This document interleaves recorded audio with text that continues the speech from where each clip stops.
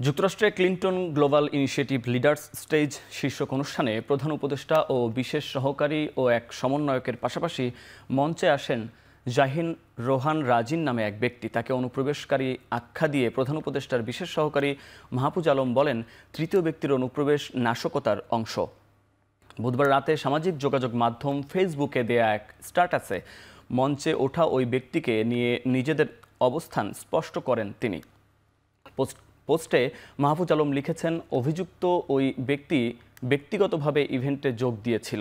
ওই অনুষ্ঠানে স্বৈরাচারের বিরুদ্ধে কিভাবে ছাত্র জনতা বুক পেতে দাঁড়িয়েছে সেই ঘটনা পুরো বিশ্বের কাছে তুলে ধরেন প্রধান উপদেষ্টা। এ সময় তার বক্তব্যের শেষ দিকে বিশেষ সহকারী মাহফুজ আলম সহ মোট ৩ জনকে স্টেজে ডেকে এনে আন্দোলনে তাদের ভূমিকা প্রকাশ করেন। তখন জাহিন রোহান নামের ওই ব্যক্তিও মঞ্চে উঠে যান। এরপর তার পরিচয় প্রকাশ হলে নানান মহলে আলোচনা সমালোচনা হয়।